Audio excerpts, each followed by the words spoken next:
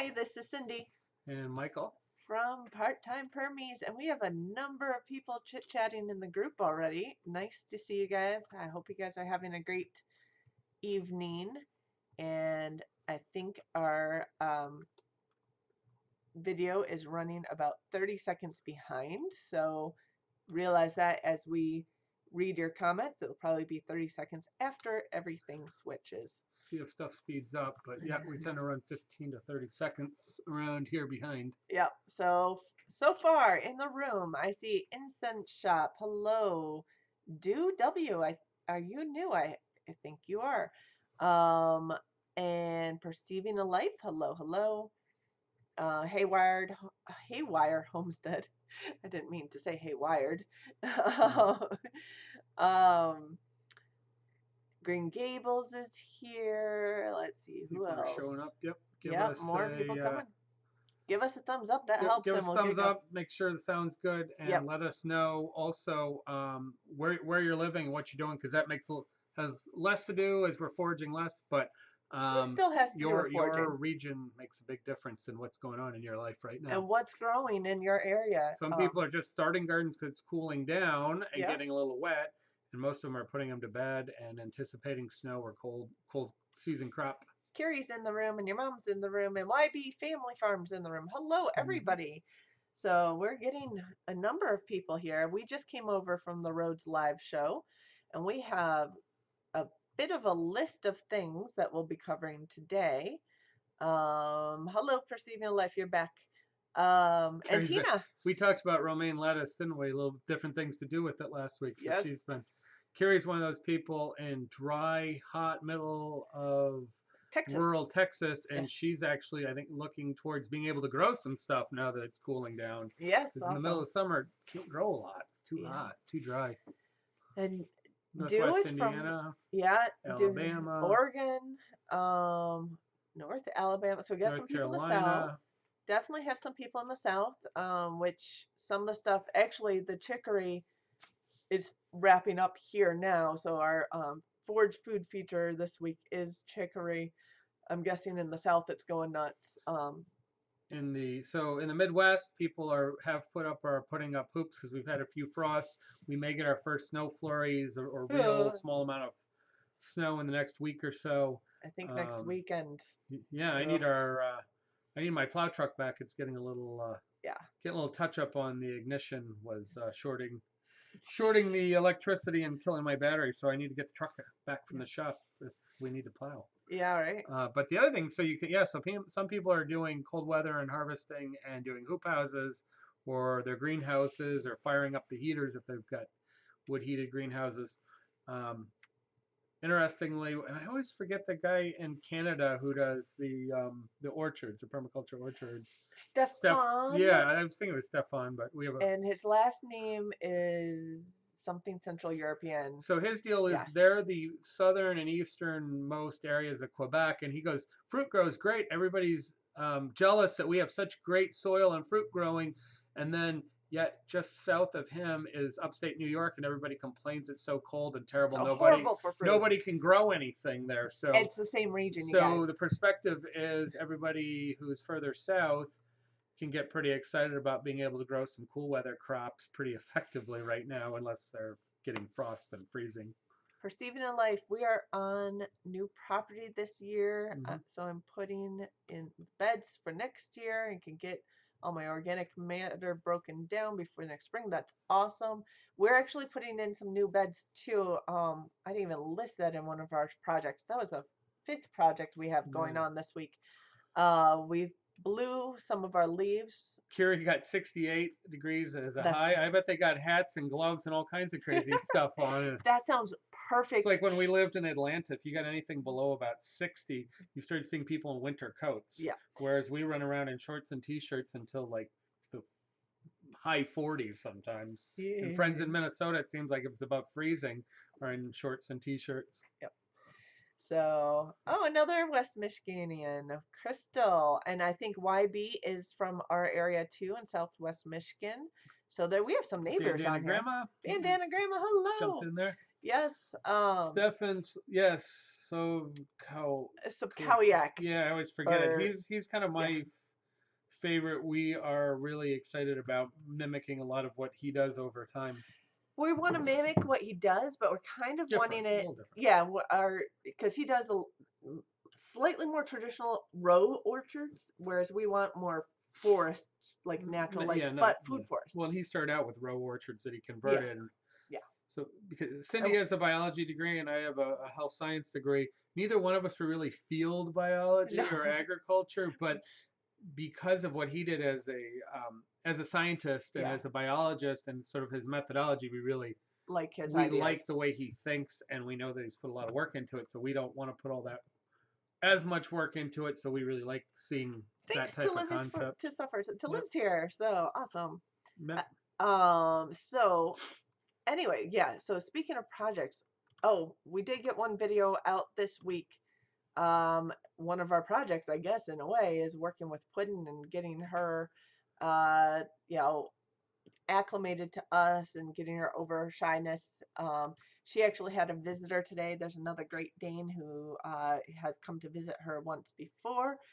They don't play. It's so funny. It's like the most chill doggy date um, that I've ever seen. But Putting drooled. so did Corky. Corky drooled. Corky was the other Great Dane. They're so sweet. I didn't get videos of it.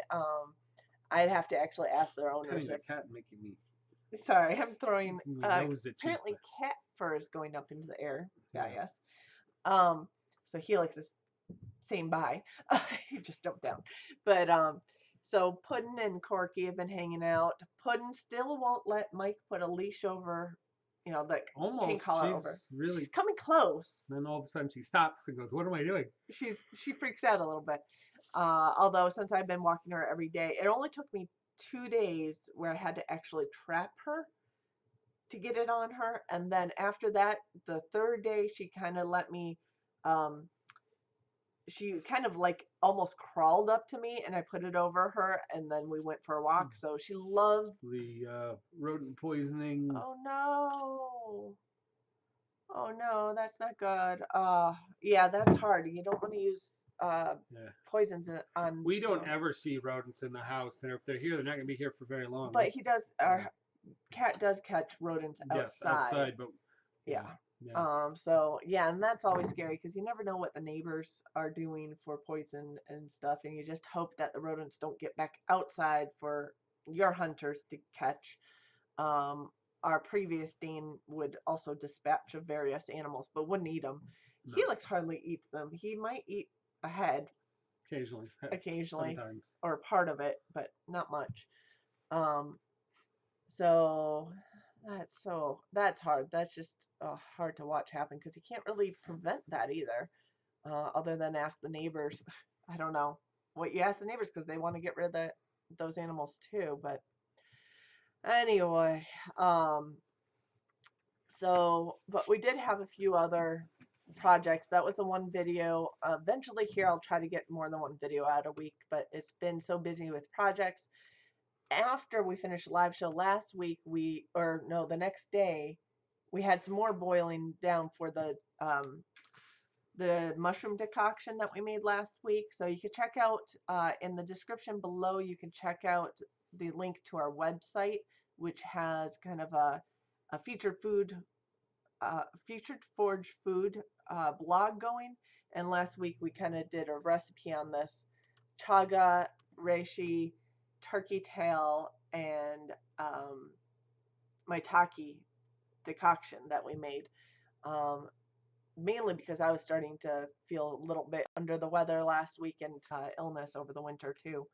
So, I'm just reading comments, catching up there. Sorry. Have two cats, but going to try putting Irish Spring soap in our attic and crawl space this year. Huh. You know what I heard deters rodents is dryer sheets. It doesn't kill them. They don't. So I had someone who dryer sheets everywhere because they had so many mice that moved in over the winter to her, camper at her campsite that she didn't want to come back to all this mouse poop everywhere. Maybe I should put some in my plow truck. Yeah, maybe you should. The mice like to go I into the haven't cab. had a problem so much this year, but yeah, they've gotten into the cab and it's fairly rusty underneath, and Yeah, they've kind of get sometimes they kind of get up into the engine area, which I'd prefer not because sometimes they can kind of chew around more than they should and yeah. cause a problem. So maybe I should put a few dryer sheets in the cab. I could see it's probably similar with Irish Spring. It's kind of similar Yeah, floral it's got a scents. strong. Yeah. Um, Peppermint oil, that I could see. Yeah, a drop or two on a cotton ball. That I've heard that works. I've also heard some other oils. I can't think of them right now. But yep. So we had those are all good ideas.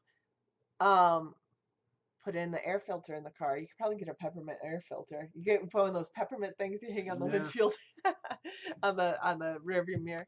Um, but yeah, I another should do that for the truck because the truck in the summer they hang out there, but I didn't have any this summer. no, But the winter, because they it's move in and sometimes it's warm if I've been using the truck, yeah. and it's well sheltered, so they'll bring in yeah they'll nest in there.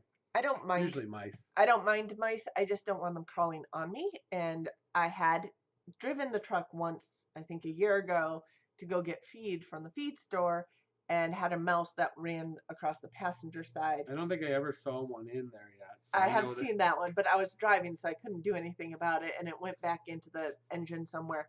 So I was like, yeah, just don't crawl up my leg, because if you crawl up my leg, I'm not sure exactly what I do while I'm driving, and that could be Probably bad. stop clutching, which means you have to at least coast. Yeah, I'd probably, well, yeah, I'd probably pull my feet up off the pedals, which it is a stick shift, so, you know, yeah, it would end up being coasting.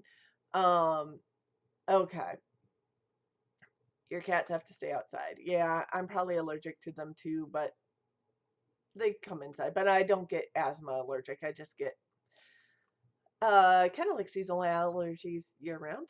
Um, but anyway, we have other projects here. We have um project number 2 was we got a red wattle hog from Pratt Family Homestead, which I should link in the description. I'll have to do that after the Yep. show. But Pratt Family Homestead had an extra hog that someone wanted to back out of from their sale, so we ended up purchasing it from them, and oh,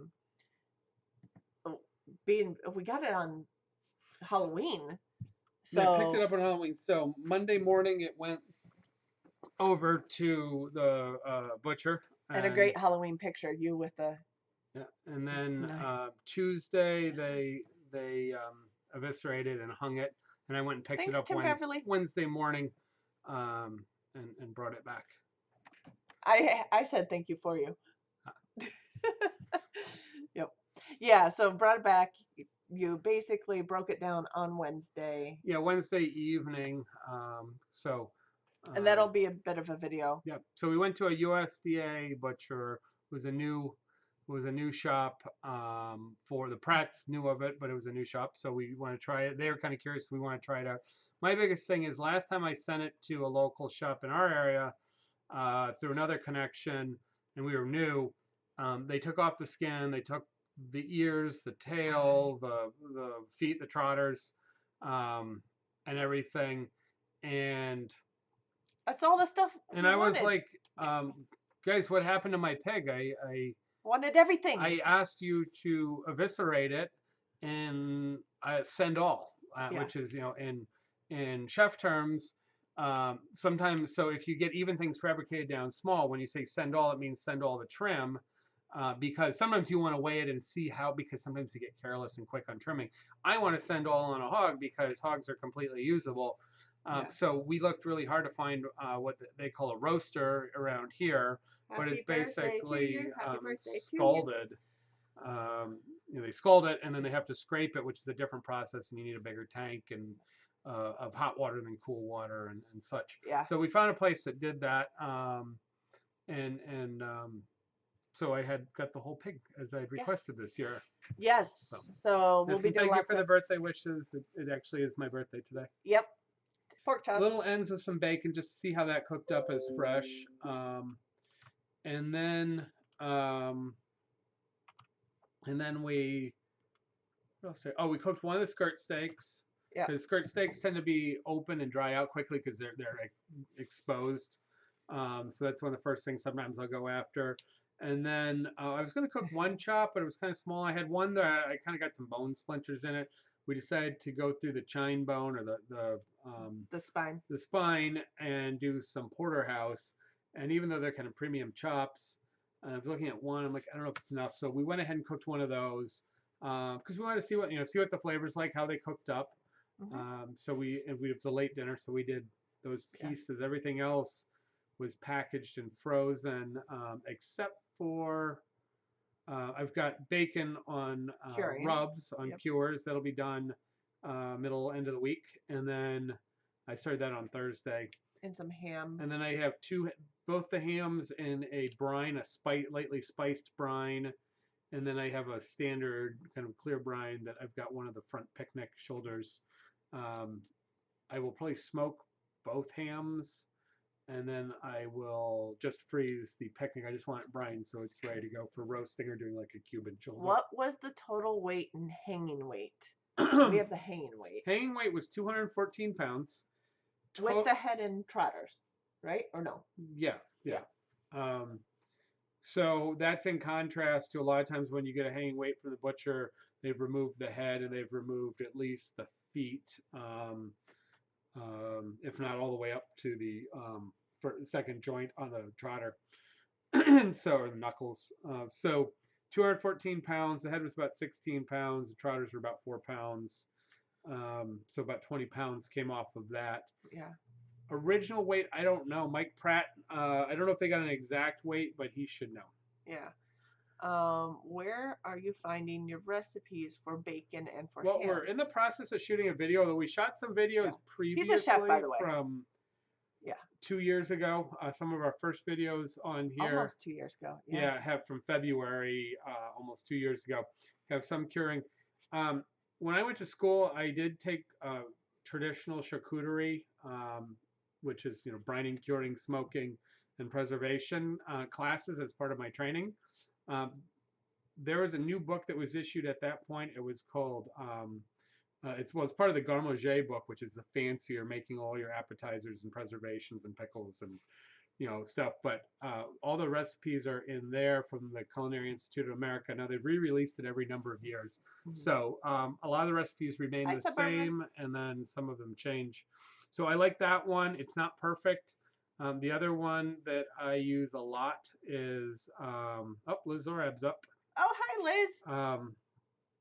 And then we had I like the Brian Paulson book, who is one of the most experienced chefs in doing traditional butchery. He happens to have been a chef instructor at Schoolcraft College and a very notable chef for many years. He's kind of winding down on that, but he's still doing a lot of projects, and he teaches all over the country doing whole hog fabrication and traditional. And he's traveled all over the world working with some of the best people doing regional preparations.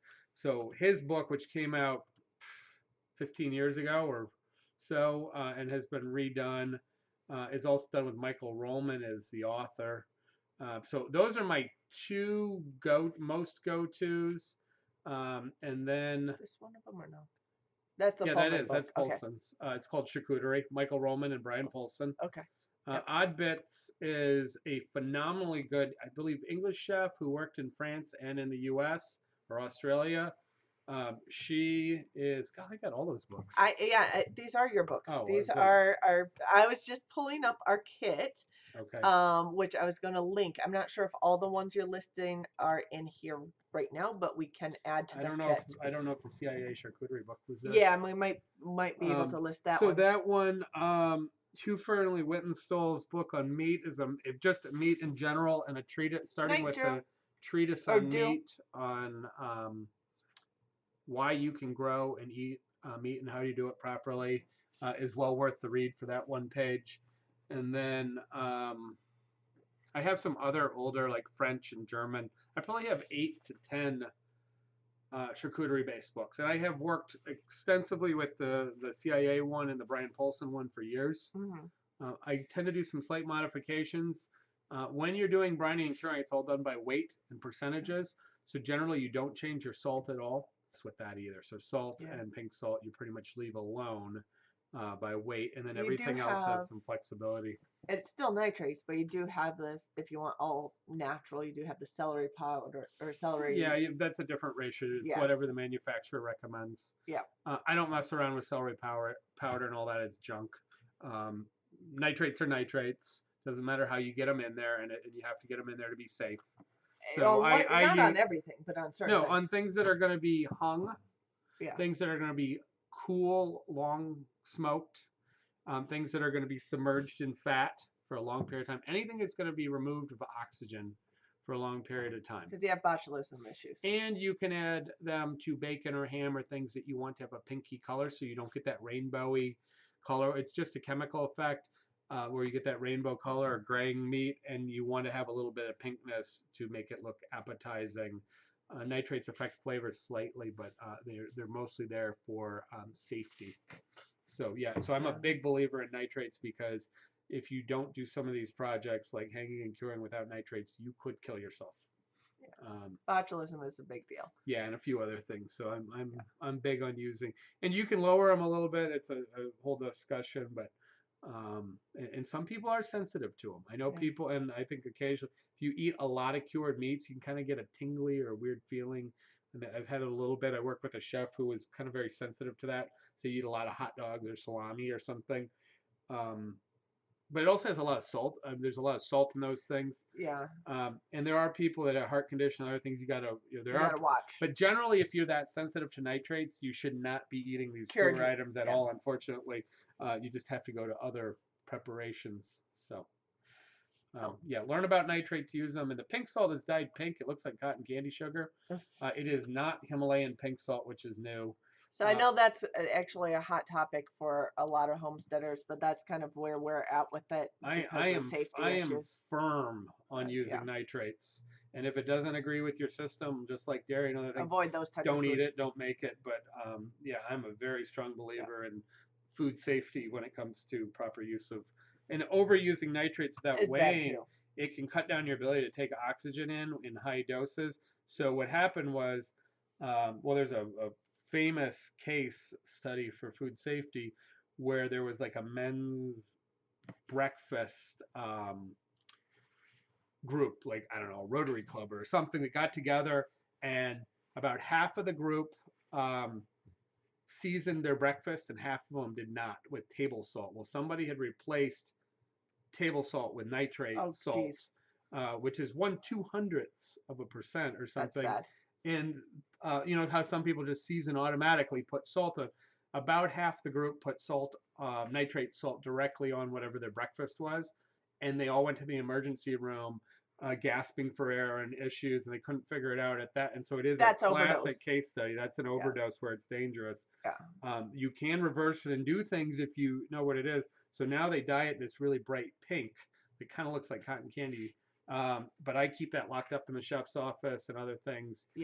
Just so that I know whoever's using it is very conscientious about doing their weights and not having it end up accidentally as a white seasoning. picket fence, and the interesting thing is with your packaged meats, if it says all natural on it, it could still have nitrates in it, often will do, especially if it's bright pink, because they're probably using celery. Celery naturally has nitrates in it. If you're getting anything that has that hammy look to it, that bright pink.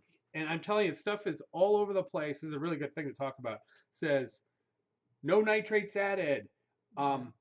Uncured ham, turkey ham, blah, blah, blah. They're playing with terminology.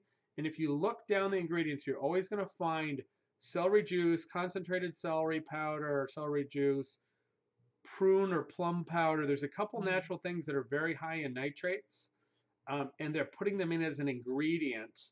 And you can raise and lower your dosage a little bit. But they're putting those in there, and so it changes as a preservative, and then they're jumping all over it saying no nitrates added. They're not saying nitrate free, by the way. No. That's because they're putting in the exact amount required by the USDA for processing.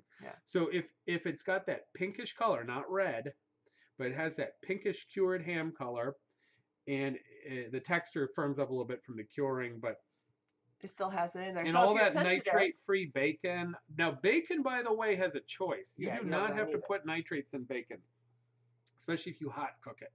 If you're going to cold smoke it for a long time, I wouldn't. But if you're, because bacon's frequently fairly warm or hot smoked, you do not need to cure bacon. It will look grayish like pork belly, like a pork roast, and you may get a little nitrate ring or a little pink ring around it. You get Because meat has nitrates in it. nitrate, yeah, and they're released, and also your herb rubs and spices can have some nitrates Yeah. naturally. Again, celery and other things, so you can get a little ring of red, which is actually some natural nitrates. So you can get nitrate-free bacon. It will change the flavor very But it's slightly. not technically completely nitrate free if there's some naturally in there. Yeah, but they But haven't it's gone really to low. dose it in any. Yeah. It's not like putting in concentrated celery juice. No. I can tell you, going back 15 years ago, I sat in lectures and discussions as it was becoming a regular thing, and it's done on purpose to for a marketing and to meet their safety regulations. So Yeah. bacon's just fine. Fresh pork, by the way, getting a fresh ham that's roasted, you can't boil them, but you roast a fresh ham, it's going to come out different, even if it's brine, than when you get a ham, a cured ham. It tastes amazing. Mm. I've served, and they're cheap. I've served them a lot at restaurants and for carving stations, and people are like, oh my gosh, this is amazing because it's just this fresh porky flavor. Um, and you serve it with mustard or whatever, cranberry sauce or garnishes. And the great part is you can only do so much with ham. As much as you can do, you still have this cured ham. When Hi, you Island when you Homestead. break down the leftovers of a large shoulder or a ham that's been just roasted, because it's mild and porky, you can put it into casseroles or turn it into barbecue. You can't turn your leftover ham into barbecue. It doesn't. Farmstead Meatsmith is the one that you've watched a lot of. I like Yeah, their their stuff. stuff. I think they do, especially their early stuff, which I saw a lot of when Yeah. their old cue card videos and things were done They very, did little animation very stuff. Yeah. conscientious, very, very well done. Yeah. It's So, very good. So I'm going to get us off that yep. topic for a bit, unless there's other questions that come up because there's a delay here. But we did have a couple other projects. I'm going to keep us moving because we have a lot to cover. One is we're working on, you can't tell it from this picture other than there's some construction materials, but we are working on putting a greenhouse off our front door here. So that project we started working on it last weekend. We continued this weekend. That one's still going to be continuing, and a video will come out, or two maybe, will come out of that one as well. But that progress is slow. The door is taking a lot of time, making sure that goes in correctly. We rebuilt the frame like twice. Yeah. One was straightening it out, but we were given. I asked for the right thing and pretty much knew what I wanted, and I was given some screws which said um, Self-tapping. well, I wanted some self-tapping metal screws to tie together to link the metal studs. Well, there are screws labeled metal stud screws, which was handed to me to a guy who didn't know, who worked there. Yeah. And I go, oh, okay, great. And I grabbed them, and they are self-tapping metal screws, but they are beveled, and they're really designed for attaching your wall board to the metal studs. And I needed a flat screw that will tie these tight. So I had to undo everything today that we did last week because I knew it just didn't look right with the correct screws. Yeah. And then we had to re-level everything. Other than that, we were fine. And a project I've been working on for the pasta business is product photography. So I've been working on that. I got to get things put together. A lot of that was, half of it was for the wholesale because you want specs, you want the measurements. So there's a ruler by it. Different expectations and standards that just making it look good. And then part of it is to get all our updated shapes and everything put together. So we, Tim Bev, did I already say that? Thanks for linking that. Farmstead Meat. And Tina, yes, I have used Himalayan salt to cook on it. It is a really nice way, and surprisingly, it does not over season, even though you're on a pure block of salt. Seafood is awesome, but I've had steak, like thin cuts of steak prepared. Actually, one competition guy blew it away and won. Cooking on salt blocks is just everything he did with it was great. So yeah, it's a fun technique. It shows nicely, and it actually works very well. So the idea is you get a large chunk of Himalayan salt, usually an inch or two thick. You heat it up in the oven quite hot, and because it retains a lot of heat, it then transfers the heat, and you can cook lamb chops or thinner cuts on it. And at the same time, because the meat juices are searing and coming out, you're going to get the seasoning on it. And so it's more than just a gimmick. It actually works pretty well. Yep. So, the other thing, of course, that's been going on is it's his birthday, which you guys all said earlier. So happy birthday, Mike, because I posted that everywhere on Instagram and Facebook today. I put a picture of your gifts up on there. Oh, yeah. Yeah. So I've been announcing it's your birthday, and we actually planned he was going to open his gifts on his birthday because some of this does actually pertain I to wasn't things we do. necessarily planning on opening them here. I was.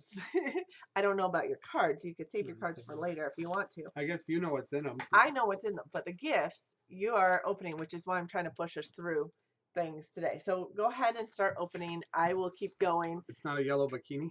And No. and no polka dots either.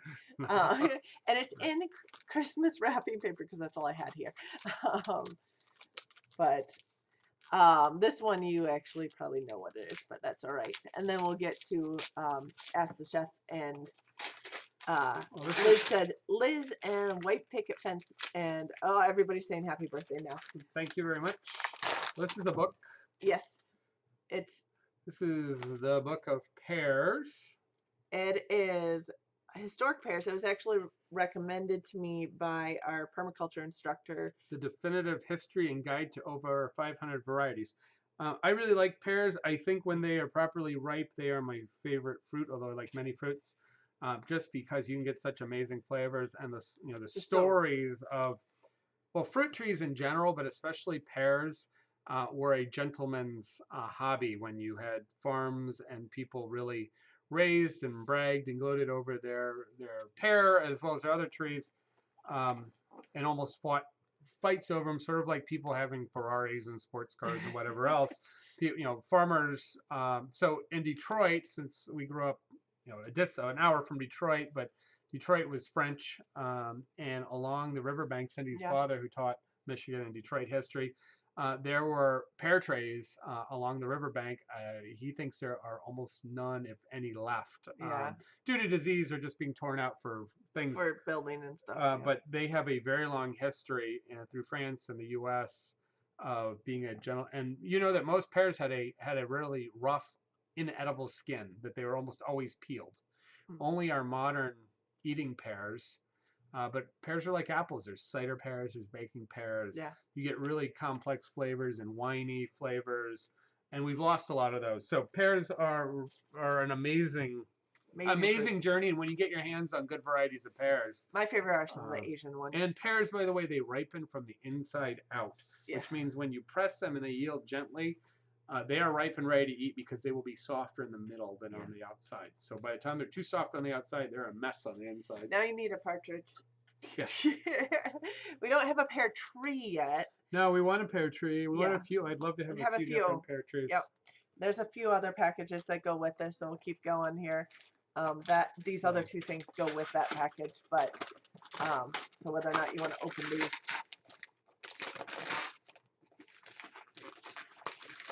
These guys, a lot of you guys will recognize this. So this is the Mason Tops fermentation kit. We weren't lucky enough to win it at the Hootenanny, so we purchased our own. So these are just the tops that have the bubbler fermenters in the top to allow the one-way air and allow them to gas out. And the kit comes with 4 tops, the glass weights. The glass weights, which are they call them the pebbles, the pickle pebbles, and a tool to smush everything down into your a mortar, a muddler. Basically. I was meaning to set up last week fermented hot sauce. And he's talking about doing it tonight. I am committed to getting it done tonight because we harvested the last of our peppers two weeks ago. And like, if we don't get them out of that half bushel in the fridge, we're going to start losing them. Yeah. So, by the way, it's really easy to make fermented hot sauce, you take either a 5 to 6% brine. You basically dump it over your rinsed off peppers, either poked with holes, cut up, or de-seeded, however you like it. And you let them sit anywhere from a week to 6 months, and then you grind it all up into a hot sauce, and you can use some of that fermented liquid to wet it. The salt protects the ferment and slows it down, and then and then you make it into a ground hot sauce. You can also just do pickled peppers. It's going to make its own vinegar. The alternative way is to take some form of vinegar, pour it over the top, either hot or cold. There's a couple ways, and let it pickle. Any of those are raw, which means you get the vitamin C release and the other, vitamins and probiotics that don't break that break can down break heat. down. So if you can it, you can add vitamin C to prolong it and color and stuff. You can can it with heat.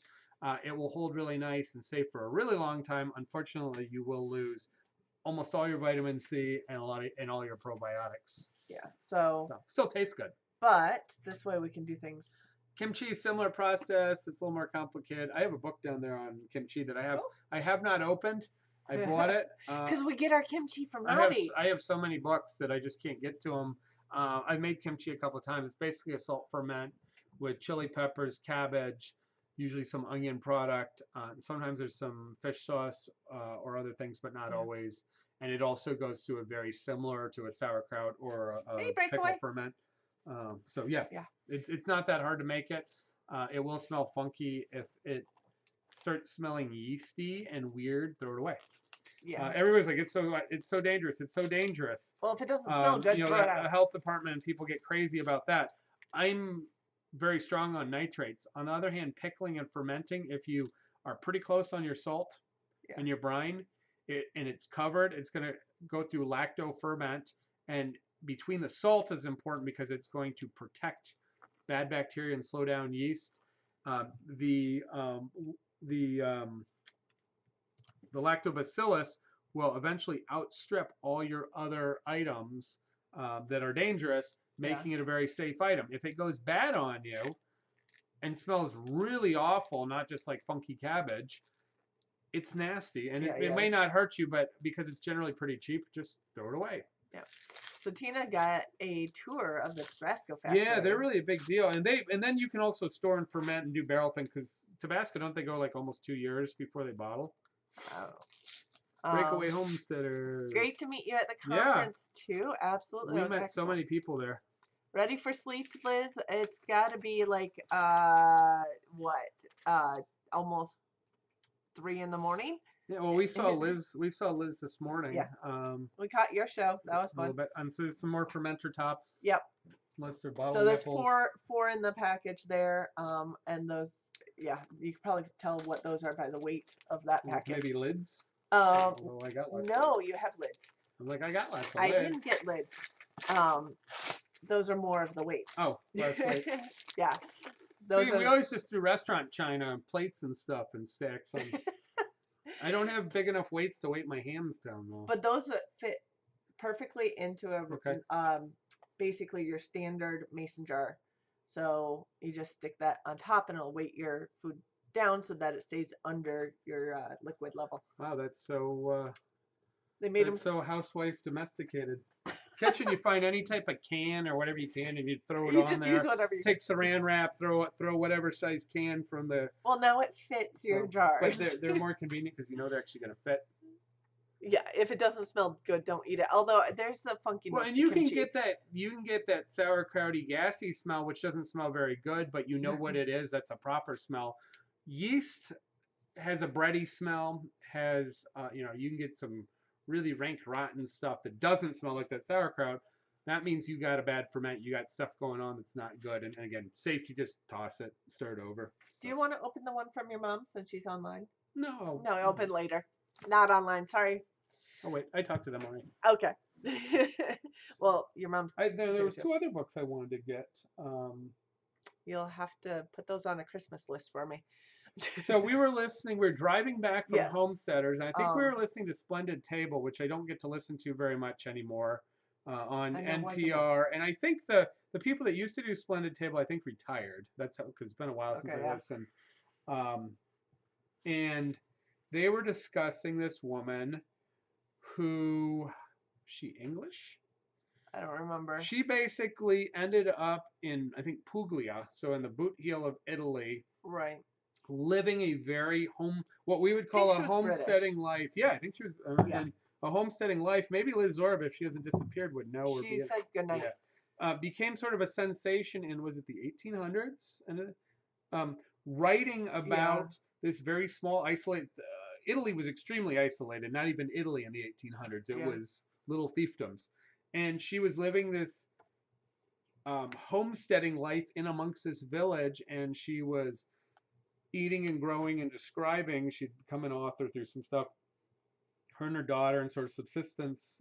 Um, and published a couple of books. In fact, she became a publisher, or maybe left being a publisher to do this, and wrote this book that I wanted to go find. And I was very interested in hearing about it. I looked it up right away. And today we would have called that, we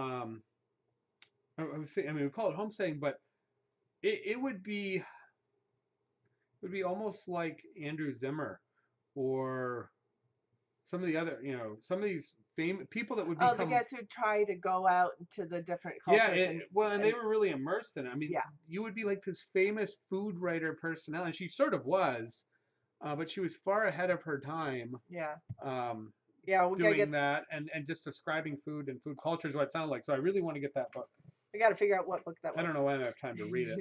I'll have to look up on NPR what that book was again. I forgot. I wrote it down or did a search. Yeah. There was 2 books that I really wanted that came out of that session. So anyway, that was your birthday, and we did also go out last night, and we went to a concert. So we that blew was the a lot of fun. leaves. We went to market. We went to market in the morning, and we blew Blew the leaves in for the 3 afternoon. hours. Now it's half covered again. Yeah, because they got windy.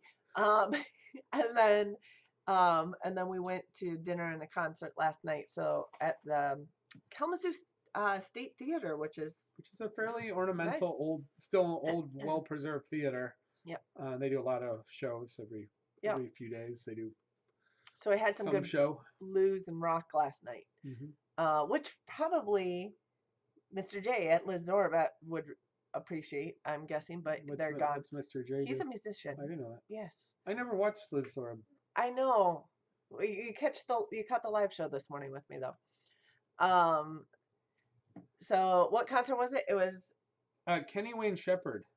Yep. Who's is a blues rock prodigy who became famous at like 17 because he's an amazingly good guitar player. Yep. And so he's 20 years plus into his career, and he's really, really good.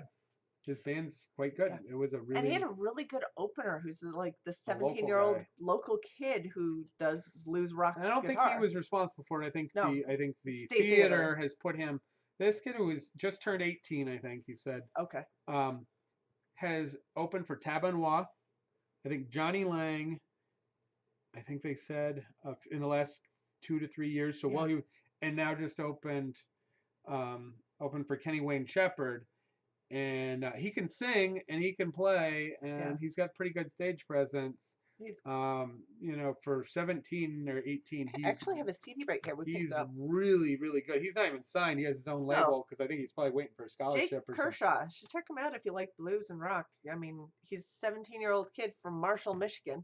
So yeah, in the world of opening bands, he was pretty darn good. I think Kenny Wayne Shepherd's band was back there getting ready, and they were you can see the guitarist actually playing along on one of the songs. So in back, so it was pretty. That was cool. Yeah, I think it may have been Kenny Wayne Shepherd actually, and I think they were actually trying to get him in front of some of these people over the years because like everybody needs good mentors and people to catch him and make him go. Yep. So that was a lot of fun. Went to several agriturismos while in Italy. Yeah, I really like the idea of agriturismo. That's basically what we did when we were in Trinidad 10 years ago. Yeah. There is a really nice agriturismo, effectively, in the Leelanau Peninsula, Arcturus or Black Star Farms. Oh yeah. Which has been there again. We're talking 15 years ish, a little more. And they have a small farm. They have a winery. They do distillation, and they have bed and breakfast. And so, agriturismo is a European or world idea that has finally caught on in the U.S. that you can have these amazing living, working farm, natural, agricultural, hiking, you know, ways of having vacation, which is kind of how we've chosen to do our vacations. And so it helps support these organizations which may be starving agriculturally to exist.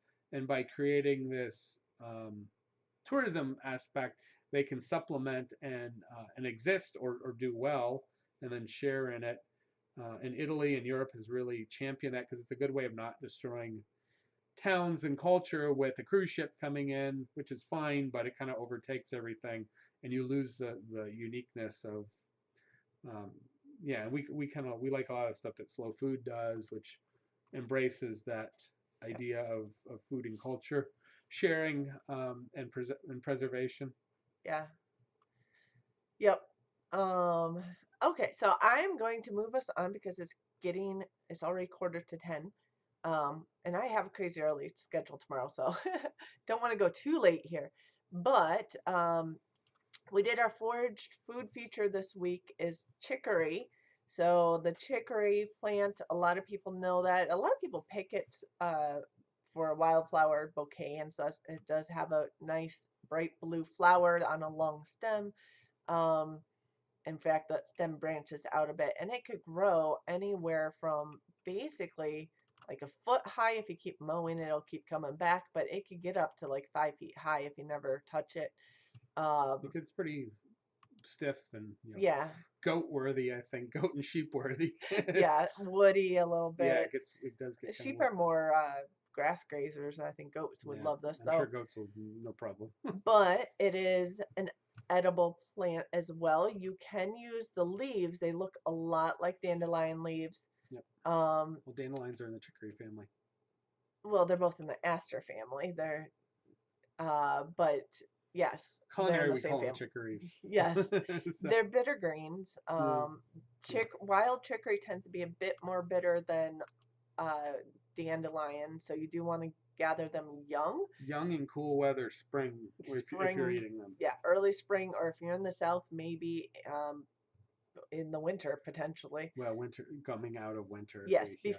definitely before they flower. But you do want to gather them. You can actually gather them just as they're starting to emerge from the ground, Hmm. or you could dig them up and uh, bring them inside and grow them, blanch them, and that's your Belgian endive, right? Belgian endive is, yes, you go through yeah, you cut the top off, you go through a dormancy, and then you let it shoot in the dark. Yeah, Um, you could cover in sand, and as it grows, and so it'll there are quite a few greens that we eat that are in the chicory family. So yeah, dandelions, escarole, classic chicory, the radicchios, yeah, and there's a whole lot of cool radicchios. And they can all be either young leaves before they get better, or many of them you can do the cut and blanch method to get a tight head yeah, on it. And yeah, so yeah. big You part should of try. culinary world. Both France and Italy especially popular. We're only getting into eating bitter greens in the U.S. We kind of like iceberg Yeah, sometimes. they definitely get bitter in the summer, especially after the flowers open up. And Yeah. they are a little bit hard to distinguish from dandelions in the early spring because they're very similar We leaf. treat them the same way, But so yeah, it's exactly. You can eat both of them anyway. The roots are edible as roots are totally well. edible. Of course, you can make chicory coffee Ugh. with it if you really like that. Some people like it. Sorry, Louisiana. I am not a fan of it. Some people like it. It doesn't taste a whole lot like coffee from what I know. I don't like Kinda, coffee. but not really. It's a really poor substitute for real coffee. But Maybe if they're drinking really bad coffee, it tastes like coffee. some people prefer the flavor over coffee. Yeah, there are people. Yep. You can actually um, cook the roots as well. So Hmm. you can chop them up, cook them. You want them, change the water a few times. You do that with the greens too. If you're cooking the greens, you change the water a few times. If they're older. Yeah. Yes, and you can use vinegar with your bitter greens Yes. as well. As they get older and Yeah. better, and they're kind of that in between salad green and cooking green. As they get bigger and older and tougher and more bitter, you want to saute them, and finishing with lots of garlic or onions and hitting them with vinegar is a really nice way Yeah. to dress them up. Good flavored fat and vinegar. Yep. And by Oh the way, wow. using my website as my notes, referring to it. So if you want to, in the description below, you can go to the website and pull this up too. As far as medicinal, it's very high in a lot of vitamin A and C and iron and potassium and calcium and phosphorus. Pretty much very similar to dandelion along those lines as So well. most of the world really cherishes chicories, and we've Mhm. really missed out Well, it was on that. brought over here by the British. It is not native to Okay. the U.S. Huh. Chicory is actually was cultivated in Europe, and they brought it here for to use as a food, Well, and then that's why it's it's taken everywhere over because everywhere. everybody ate it. And if you go to, Yeah. Italy and Italian, traditional Italian families, everything, Hi from Zero to you Homestead. live on bitter greens. Yeah. The love of bitter greens. They're Oh like, why yeah. would I eat iceberg? It tastes like nothing. Yeah. It's Italians love bitter greens. spring bitter greens. Yes. They've also used chicory historically, and herbalists as a for urinary, kidney, and liver problems. It is a strong diuretic, so you do have to watch that if you're making chicory coffee. Um, Used as a digestive tonic. Most bitters you can do with Hmm. uses for digestive.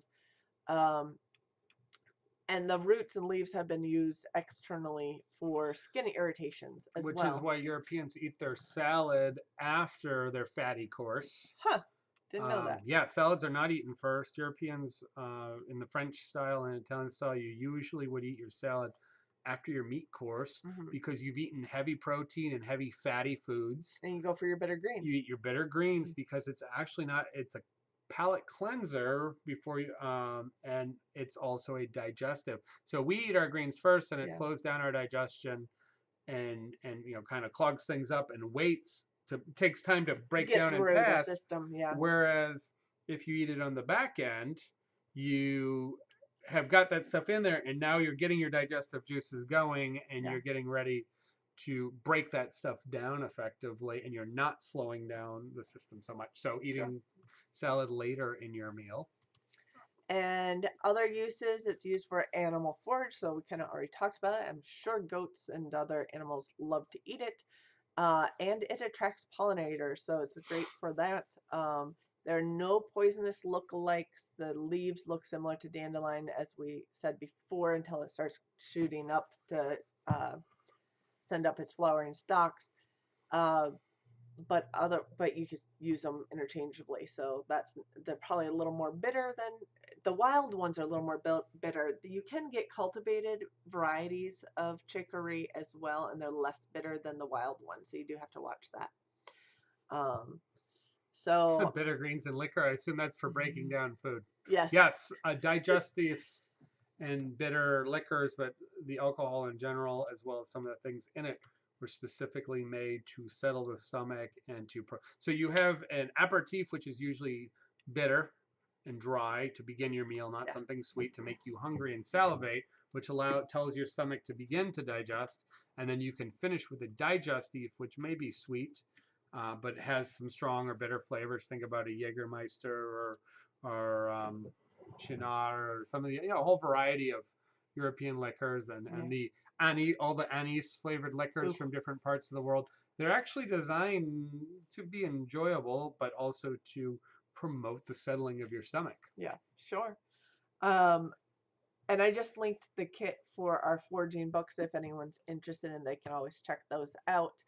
But that's basically our forage food of the week. If anybody has any other, yeah, Tina likes Yeah, the chicory coffee and beignets is the classic New Orleans, yes, and I've tried it in New Orleans, and I mean I can drink it. it's just a different drink than coffee, is my Yeah, thought. I just don't find it. I enjoy it. You like coffee better. I'm not gonna. If everybody's having it, I'll have it, and I'm not. I don't think it's disgusting. You'd rather have your I coffee. don't find it enjoyable. It's just kind of neutral. So Yeah. yeah, Okay. I like the beignets. Jaeger tastes like bad decisions. That's funny. Well, Um, Jägermeister has its uniqueness to it. I don't mind it, but it definitely, and I have it. I don't know the last time oh, I've thank had you. any Jägermeister, but it's in moderate doses. Yes, but it's got some very strong, interesting flavors in it, and many people had way too much of it and Yeah, that would not be a no good thing. longer partake of it due to bad behavior and bad memories of And too much. Tina, okay, and we do. I'm gonna. Anybody, any other questions, any other Yeah. suggestions on uses of chicory? Go ahead and list them in here. Going to go ahead and bring up the Ask the Chef because we're getting to 5 minutes to 10, and I'm pushing us along. But we have another segment here that we call Ask the Chef that we do every week, and where you can ask him any cooking questions. And I do post on our Facebook page or our Facebook group, sorry, down link is below. I do post a post on Sundays where you can put in the comments what your questions are. And I know Tina had put one earlier. I haven't looked at it since then, so I'll have to pull it up. But her question was because she's planting a bunch of fig trees. Besides jam, what should she use her figs for? Assuming she gets nice. Growing zones for chicory everywhere. Yeah, across the entire North America. It will sprout as soon as you get, frost breaks and things warm, but it grows into very arid and very hot areas also because it's a pretty aggressive weed. Yeah. Yeah, and that's why in like southern Italy they eat so many chicories because a lot of things don't grow through the rubble and stone and lack of water and extreme heat, but the chicories at the right times of the season when you've got your spring rains and will grow and so. Breakaway homesteader, I could probably teach her how to burn water, but he's the chef in the house. Here's Ask the Chef. Well, let me get to Tina's first, and then we're going to come back to Perceiving Yeah, Life because and Tina we'll put do hers that. here. Tina's was on the figs. Besides making jam, what can you make with figs? She has Figs Celeste are and black awesome. figs. Yeah, figs are awesome. There's brown and black and green, a whole variety. Figs are very highly sweetened naturally, so you use them a lot of times dried down like grapes and raisins and such. Snack on We them all know dry. about fig Newtons. That's basically a dried ground fig. Typically, you don't need to sugar them when you dry them because they're so sweet. They do have the seeds in them that can bother people a little bit, but they're very soft seed. Small. Fresh, you can eat them as when they're ripe. You eat them as a fruit, and they're Yep. moderately sweet, but not nearly as sweet as you would think. However, you can coat them in sugar and brulee them or brown them. You can make tarts and puddings and stuff where they're in it or garnished, and they're very tasty. You can dry them. Once they're dried, you can eat them fresh, whole. You can whole dried figs. Mm-hmm. You can or have them semi-dried, but you can use that as a puree as a sweetening item, just like you use all the raisins and fillings. You can make jam or compotes and spreadables to eat with cheese, put on Ooh. bread and toast. You can candy or syrup them, like syrup fruit and add them to whatever. Add them to honey. Yep, you could add them to honey and flavor preserve them in honey. They will mold quickly. They do attract bugs. They're very They're soft very and sweet. perishable. Actually, the hardest thing is getting them picked. A lot of times people net them as they get ripe because the birds will come in and get them or other things. And you usually have a fight with the ants Mm. to, I think they're pollinated by flies, though, something like that. They're not pollinated by bees. They Hmm. have a weird pollination on them, or a maggot or something. There's That's a pawpaws are pollinated by Yeah, flies. there's a weird. So there are, you can bake them into things or wherever else. So you can preserve Yeah, you can them. probably put them in a lot of baked goods. You can put them into wine, and then you can also ferment them and build them into fermented beverages because of the high sweetness. Uh, so they're extremely versatile. I would look to the Mediterranean and the Middle East um, for really good uses. They're all over Africa, hotter areas. But look through internet. There's tons of stuff. Yeah, international Remember once split dried figs, cookbooks.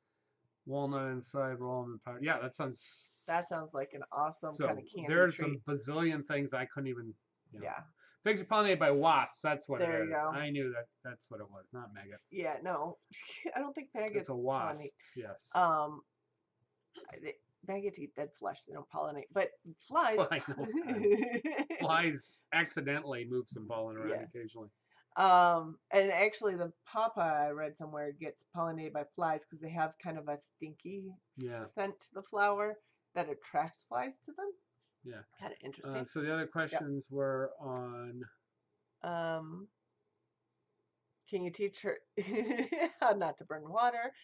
I have, okay, a A beef beef heart. heart and want to treat it like corned beef, but never done it before. Okay. Suggestions for the first So time. heart, I don't mind. It's fairly chewy. It's beefy and meaty, but not strong. And a lot of people don't like to eat it. And it's kind of hard to prepare. You got to think. So you do beef and kidney pie, English style. A lot of times where you actually make it into like a gravy base and you braise it down until it becomes tender. It can take quite a while of cooking before it softens. And it does actually kidney pie and using heart and things like that when it's made properly with a good British cook or good recipe knows how to do it. It's surprisingly good for things Mm. that people really avoid. And the kidneys are way worse and harder to cook than the heart, by the way. If they're not super fresh, just get rid of them. They're disgusting. Um, and if you have, I have gout, which doesn't bother me too much, but anybody who has problems with high iron or gout Shouldn't eat the and organ protein, meats. yeah, because they're crazy high and they're gonna really mess you up. Um, but as far as making, you could corn it. I don't think there's any reason. It might be pretty good. You can look up online a corned beef solution. It's basically salt and spices, pickling spices for the most part. So if you buy the pickling blend that just comes pre-mixed, that's pretty close. There's a variety of things. It typically has bay leaf and coriander and mustard seeds, usually some allspice and such. And so that's kind of your pickling blend. Sounds odd. I mean, those are things we use Yeah. in sweet, but that is what I have some here. And then you put it in a brine, and depending on the size um, of the meat, it can take. In fact, I'll give you a recipe right now. It can take a while. A corned beef can take a week or more, depending on if you pump it, put it injected or not. And then at that point, it's heavily salted, so you usually simmer it, and you simmer it for quite a while. A brisket, it's tough, takes a long time to simmer. I A wonder if heart you'd would have, take a long time, probably 3 or 4 hours to soften it, but yeah. it will be a bright pink. It's already fairly pink. I wonder if you'd have to I think it would inject take. heart because you have all the No, chambers. I I'm don't. guessing you don't I have to. wouldn't inject it. It's a Yeah. smaller muscle. Yeah. Plus, Okay. he got all the chambers. He's gonna go get a recipe for you. So, he's got all these books out for working on the pig. That he's doing all these other things. I'm sure he has this recipe. So he just ran down the hallway. I'm making pickled pig's feet right He's now. making pickled pig's feet right now. So pickled trotters are in our fridge. Which is the first time. Yeah. They'll be ready in 3 to 5 days, I think. Yep. So that gets simmered for about 3 or 4 hours till it breaks down and the bones start coming out a little bit. You actually pickle it Pickled in trotters. vinegar later, after it's cooked. Yeah. Corned beef. So this is my. Let me I pull can't see others. because you got the.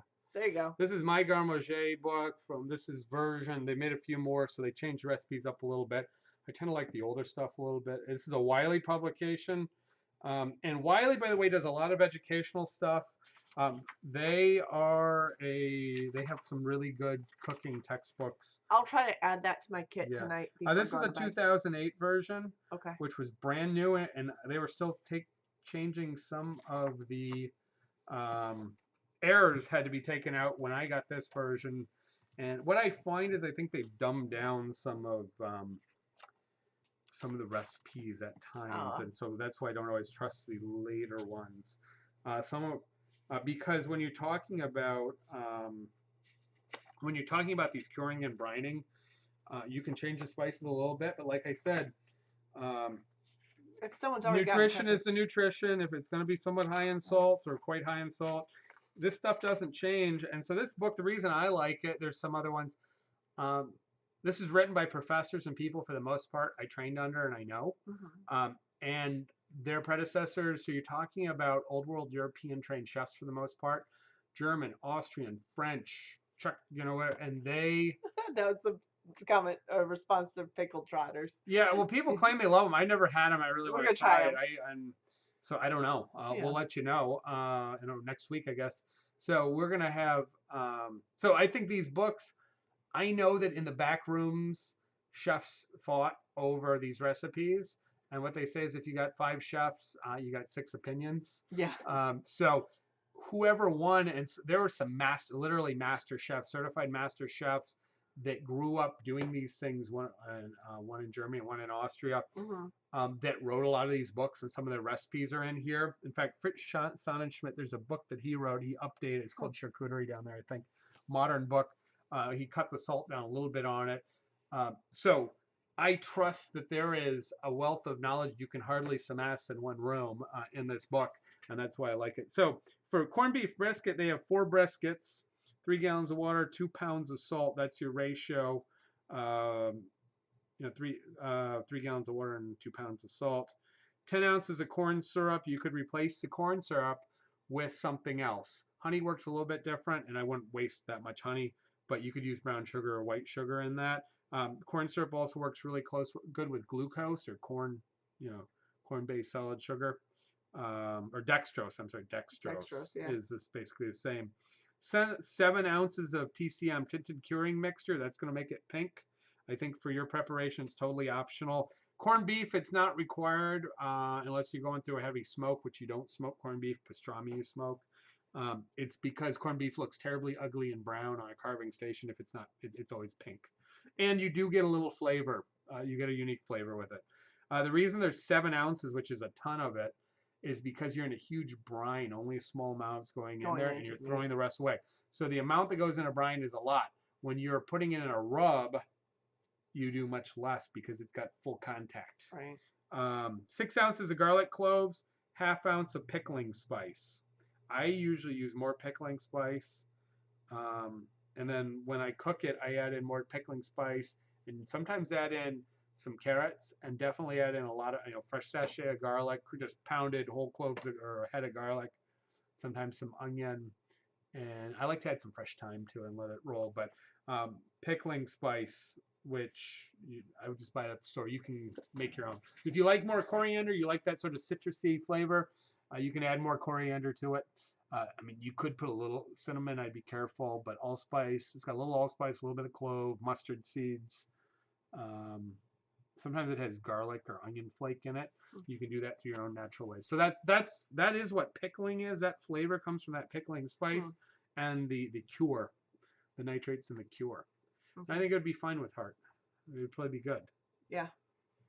So I will borrow this book and put it up on the kit so that if you guys want to take a look at the kit later Buy that tonight, stuff used. They're like 80 or 90 bucks new. They're worth it, but they're expensive. I'll see if I You can find a bazillion copies used. I'll see if I can find a link to this actual year on Amazon. We might be able to I don't find know if that. that recipe's changed much. But I have 2 versions of that. So. But in general, yeah. So And you're gonna find corned beef all over the web, all over old books. They're all gonna be pretty similar. It's the spicing that changes. yeah. And this will be a pretty full-on, strong, salty, cured. This is a traditional old-style corned beef. I know it because I've made this one in a few times. So, but it works. Helix wants to come. Wasn't there a question about cooking pork chops? Oh man, I'm not sure where the cat on the web from earlier. I thought I saw a comment before. I may have missed that. Cooking pork chops and why they're always dry, or how do you cook pork chops? How do you cook pork chops? I'll ask. Um, It wasn't on that actual post. All right, your pork chops could be because you got bad pork chops, like it was bad pigs. Yeah. Commercial pork is getting better, but it's very lean. And so when you cook lean, you can dry things out. Same with chicken breast, same application. Consider pork chops, either pork loin, tenderloin, especially the boneless chops. If you look at it, you can hardly see any intermuscular fat. You see the little fat around it. That's different, but consider super lean. No different than a chicken breast. Yeah. So you have to cook really hot and fast, and you need to not overcook it. Pork chops, by the way, can be cooked to, I believe, 135. Trichinosis from commercial pork is almost non-existent, basically is non-existent. So if you want to cook it medium rare or rare in the center, especially a pork tenderloin, you enjoy that. Don't feel there's any risk any different than beef. In fact, pork is probably even a little safer than beef. It's highly controlled, so if you feel like you like it pink and juicy, don't feel you're at any higher risk that if you order your steak medium rare, your beef steak. If you're doing it off of a farm and it's foraged, then you need to be a little more careful. That may have a parasite, and if it's been frozen long enough, then you don't have to worry about it. Right. It's called certified pork, and you can look up time and temperature, how cold. The colder it gets, the shorter period of time. If you're doing hung and cured meat that isn't going to be cooked or low smoked, you should be using frozen or certified pork ideally, just to make sure you don't have any freezer surviving things in it.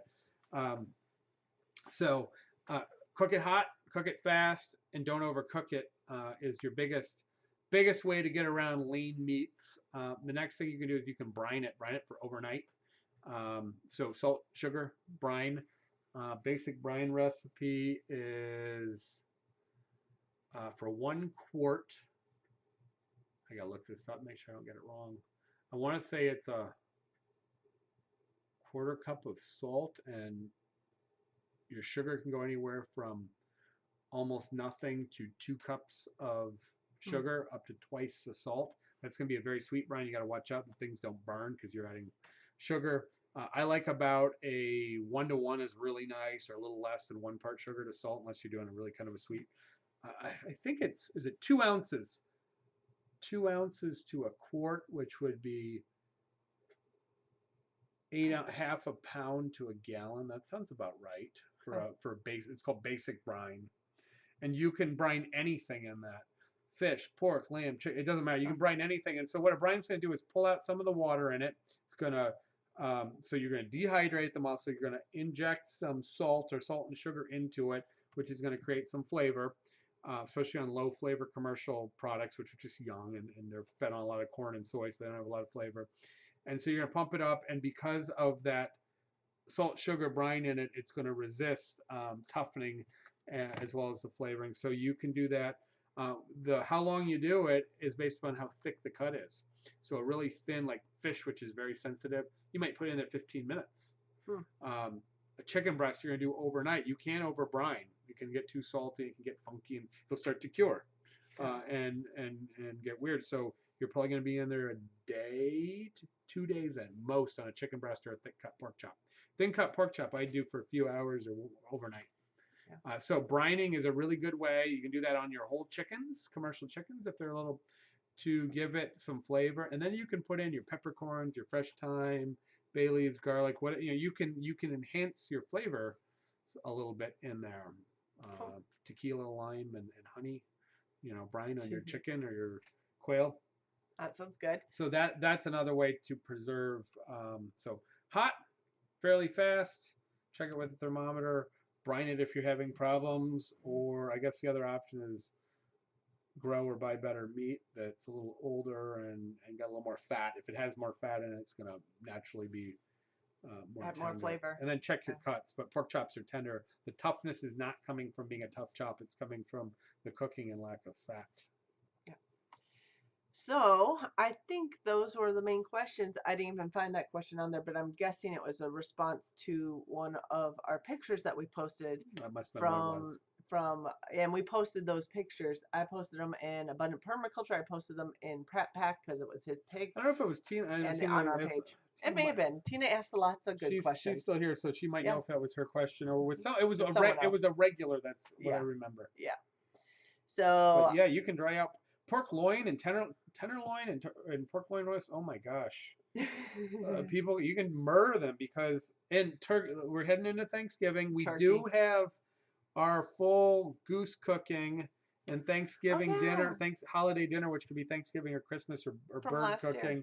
Brining your birds. Most commercial birds are already brined. If you're buying a fresh bird or doing your own, it may not be brined. I highly recommend you brine your bird under refrigeration in a bucket for 2 to 3 days.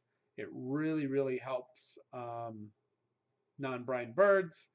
And then cooking faster and hotter. All your directions on your birds, because they're concerned about your oven temperature, your thermometer calibration, your bad timing, what the birds have frozen. You put stuffing in it. They give you times that are ridiculous and so they go so long that it dries out and it overcooks. You get a thermometer, get a meat thermometer, cook your bird to 160.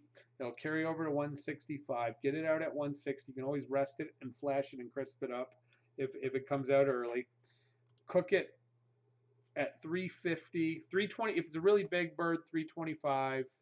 Otherwise, 350. This 5-hour cooking of birds that they say on the label is ridiculous. It's going to cook in about 3-ish. It depends on size, but roughly 3 hours. If it's really big, maybe a little more.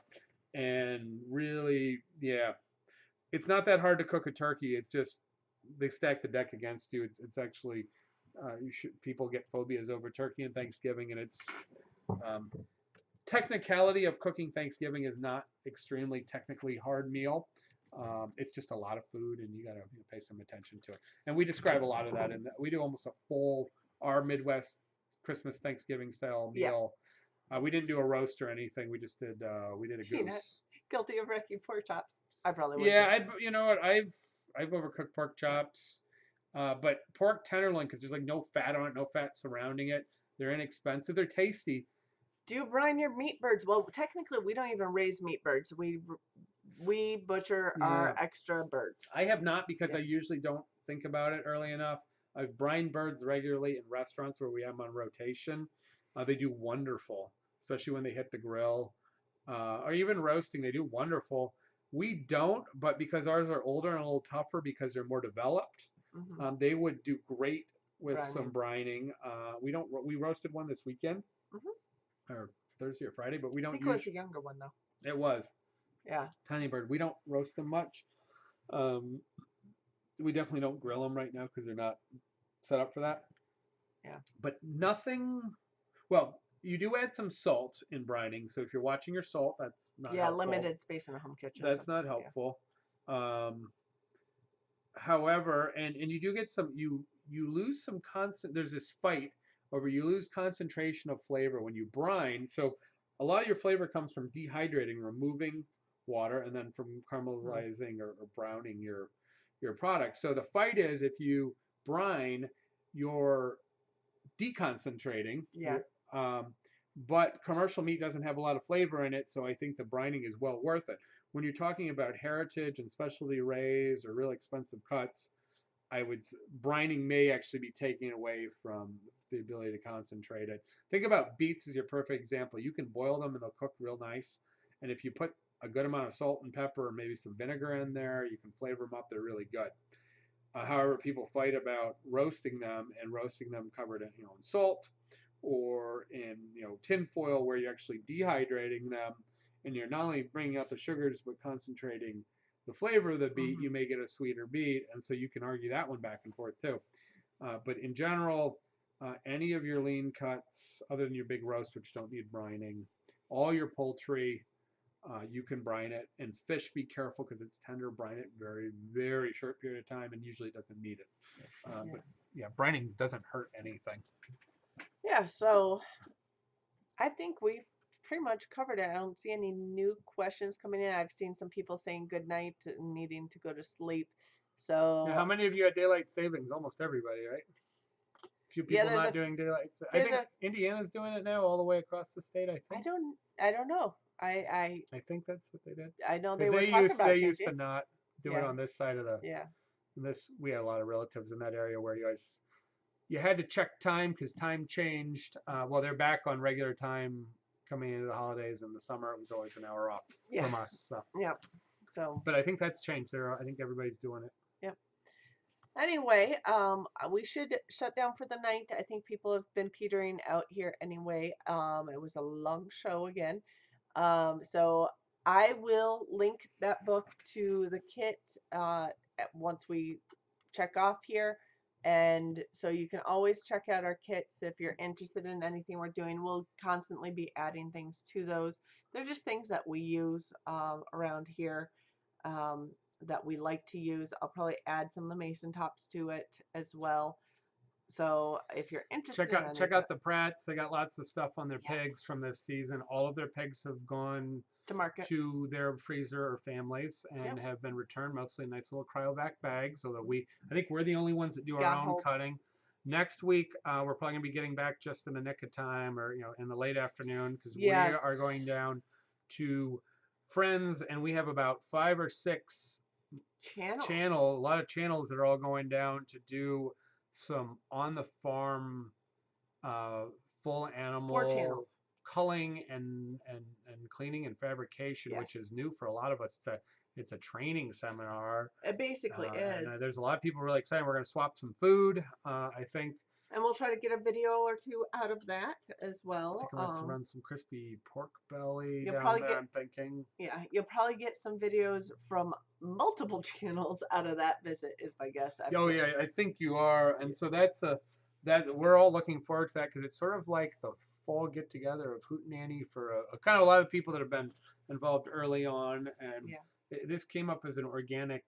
Hey, I'm doing this, and you want to, You want to come over can and you help us come? And with I've our never hog? done that, and I'm uncomfortable cleaning an animal, or I've never done live kill on my farm. I don't know And if we some of them really want. want, I don't know how to do it, or I don't want to do it, or I'd really like to see it and see if that's something we want to do. yeah.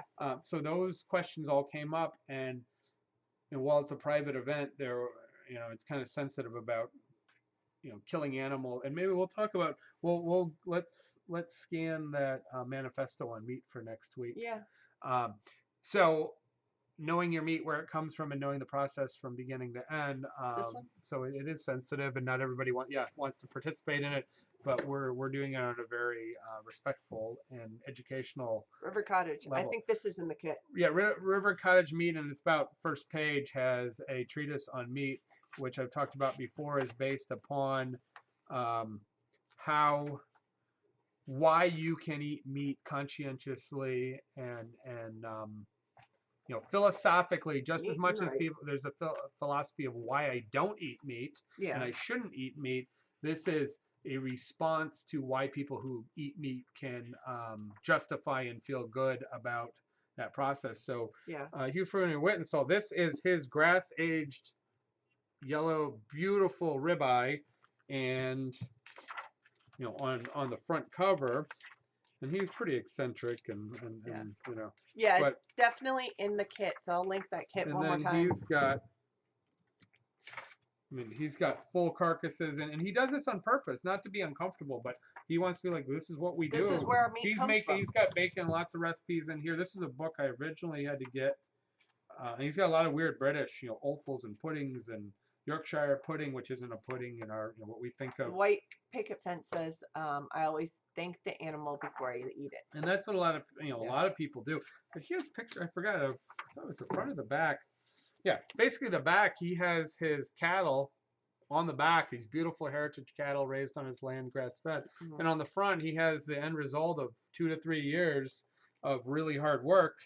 And Yep. I found this when I got this book quite a few years ago to be it's a good book. Really filled in some gaps, technical and professional gaps of how to do this really well. Yep. So we will be talking a lot about that event next time. I will try to get a Foraged Food Feature, but I'm Probably not have some limited pictures on that. Yeah. We'll be respectful for those who care not to delve too much into it. No, but we'll get some pictures as well, still shots. And then I will see if I could get a Foraged Food Feature done on Friday, because the weekend is basically booked. So if I don't get it done by Friday, it's probably not going to get done, but we'll still have our live show on Sunday night at 9 next week with lots of more news about projects. It's definitely these last few weeks, the next couple Yeah, we've got a big full. push. We've got 2 more weeks of regular market, and then we hit Thanksgiving that weekend. We have some family visits coming up. Yes. There's a baby coming up soon for Cindy's sister, and other family doing medical stuff. And we've got busy. I got tons of work stuff and lots of new work client things developing, and I got a major conference on Thursday for people who make food in Michigan and sort of small entrepreneurs and not so small, food driven. So I'm running out of the area on Thursday, and yep. Yeah, we got a lot of stuff going. So lots going on this week. I will try to get at least one video up. If I can't get a Foraged Food Feature up, I will try to see if I can work on another video on Friday night. but it's probably going to be one or the other. So otherwise, I hope you guys enjoyed the show. Thank you everybody for joining us tonight. We are going to sign off and say good night, and we will see you next Sunday at 9 p.m. Eastern Standard Time. Have a Good good night. night.